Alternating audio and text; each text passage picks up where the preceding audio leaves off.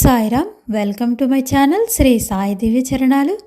బాబా గారి ఆశీస్సులతో నానాసాహెబ్ నిమోన్కర్ గారి కోసం ఎన్నో విషయాలు తెలుసుకున్నాం కదా.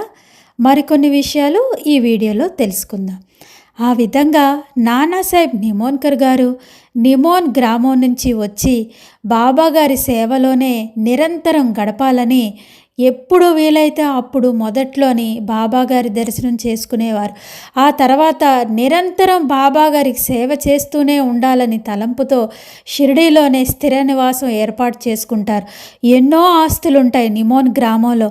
అయినా కూడా వాటన్నిటినీ విడిచిపెట్టి తన భార్యతోని జయాజీతోని షిరిడీకి వచ్చి స్థిరంగా షిరిడీలో ఉండిపోతారు. బాబా తన డబ్బుని నిమోన్కర్ గారి దగ్గర దాచేవారు. ఆ విషయాలు తెలుసుకున్నాం. అదేవిధంగా బాబా నిమోన్కర్ గారికి సంస్కృతం నేర్చుకోమని చెప్పిన తర్వాత ఎంత చక్కగా నేర్చుకున్నారో ఆ విషయాలన్నీ కూడా మనం లాస్ట్ వీడియోలో తెలుసుకున్నాం. మరికొన్ని విషయాలు నిమోన్కర్ గారి కోసం.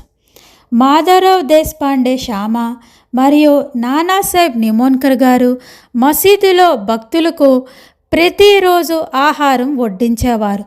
భక్తులు తెచ్చిన ఆహార పదార్థాలు అన్నిటినీ కూడా కలిపి దేవునికి సమర్పించి పవిత్రం చేసిన తర్వాత బాబా పళ్ళెం నిండా నిమోన్కర్ గారు మరియు శ్యామ ముందు బాబాకు వడ్డించిన తర్వాత మసీదులో ఉన్న భక్తులు అందరికీ కూడా పంపిణీ చేసేవారు.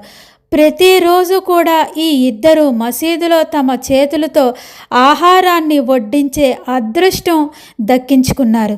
వీళ్ళిద్దరికీ కూడా అంత అదృష్టం లభించింది. ప్రతిరోజు బాబాకు పళ్ళెంలో భక్తులు తెచ్చిన ఆహార పదార్థాలన్నిటినీ కూడా నైవేద్యంగా పెట్టి బాబా పళ్ళెంలో వీళ్ళిద్దరూ వడ్డించేవాళ్ళు. ఆహా, ఎంతటి అదృష్టవంతులు నానాసాహెబ్ నిమోన్కర్ గారు. ఆ పనిని వారు ఇద్దరూ కూడా ఎంతో ప్రేమతో భక్తితో చేసేవారు. ఒకసారి సోమనాథ్ శంకర్ దేశపాండే నిమోన్కర్ గారి కుమారుడు. ఒకసారి నానాసాహెబ్ నిమోన్కర్ గారికి అహ్మద్ నగర్కు ఏదో పని మీద వెళ్ళవలసి వచ్చింది. ఇక్కడే 4 రోజులు ఉండిపోవలసి వచ్చింది. అప్పుడు ఆ 4 రోజులు కూడా బాబాకు సేవ చేసే అదృష్టం దక్కించుకున్నారు సోమనాథ్. బాబాకు ఆ 4 రోజులు సేవ చేసిన తర్వాత ఆహా, బాబా నా తండ్రికి ఇంతటి అదృష్టాన్ని ఇచ్చావా తండ్రి అని ఎంతో సంతోషపడ్డారట నానాసాహెబ్ నిమోన్కర్ గారి కుమారుడైన సోమనాథ్. అక్టోబర్ 15, 1918 సంవత్సరంలో హారతి పూజ అయిన తర్వాత బాబా అందరినీ భోజనానికి వాడాకు వెళ్ళమని చెప్పారు. కానీ కొంతమంది లక్ష్మీబాయి షిండే, నానాసాహెబ్ నిమోన్కర్, చంద్రాబాయ్ బోర్కర్ మసీదులో ఉన్నారు. మాధవరావు దేశపాండే శ్యామ మెట్లపైన కూర్చొని ఉన్నారు. అప్పుడు బాబా లక్ష్మీబాయి షిండేకు 9 రూపాయలు దానం ఇచ్చి బాబా తనకు మసీదులో బాగోలేదని, తనకు ఆరోగ్యం అస్సలు స్థిమితంగా లేదని బూటీవాడ రాతి భవనానికి తీసుకువెళ్ళమని, అక్కడ బాగుంటుంది అని చివరి మాట చెప్పారు. ఈ మాటలతో బాబా బయాజీ శరీరంపై ఆనుకొని మహాసమాధికి వెళ్ళారు. బాగోజీ శ్వాస ఆగిపోయిందని గమనించి వెంటనే కిందన కూర్చున్న నానాసాహెబ్ నిమోన్కర్ గారికి ఈ విషయం చెప్పారు. నిమోన్కర్ కొంత నీరు తెచ్చి బాబా నోటిలో పోశారు.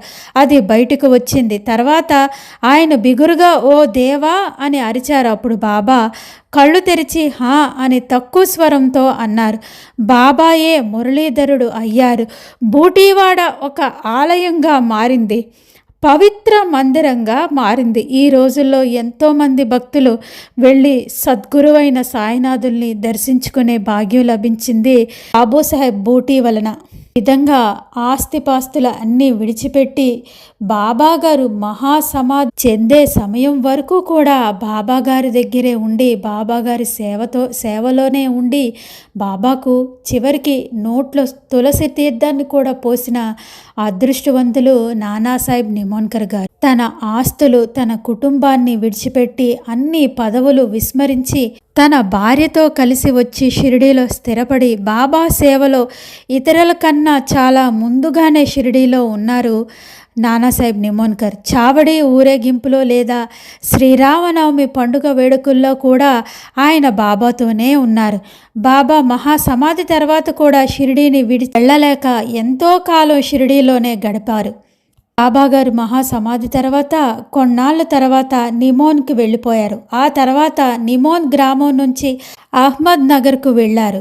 మళ్ళీ అక్కడ నుంచి సోమనాథ్ ఉన్న పూణేకు వెళ్ళి అక్కడ స్థిరంగా ఉండిపోయారు. నిమోన్కర్ గారు జనవరి 1919 సంవత్సరంలో సాయిలో ఐక్యమయ్యారు.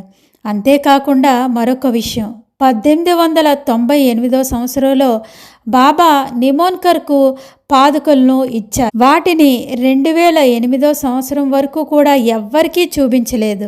2008 సంవత్సరంలో నందకుమార్ రేవ్నాథ్ దేశ్పాండే అంటే నానాసాహెబ్ నిమోన్కర్ గారి ముని మనవడు, 3rd జనరేషన్, వారికి కల వస్తుంది. అందులో బాబా కనిపించి బాబా గారు ఇచ్చిన పవిత్ర పాదుకలను ప్రజలకు దర్శనం కల్పించమని ఆదేశిస్తారు బాబా. అందువల్ల నందకుమార్ బాబా ఆదేశం పాటించి 2008 సంవత్సరంలో శ్రావణ మాసంలో ప్రజలకు అందరికీ కూడా బాబా వారి చేతులతో ఇచ్చిన పాదుకలను దర్శనం కల్పిస్తారు. అందరికీ కూడా చూపిస్తారు బాబా గారి పవిత్ర పాదుకలను.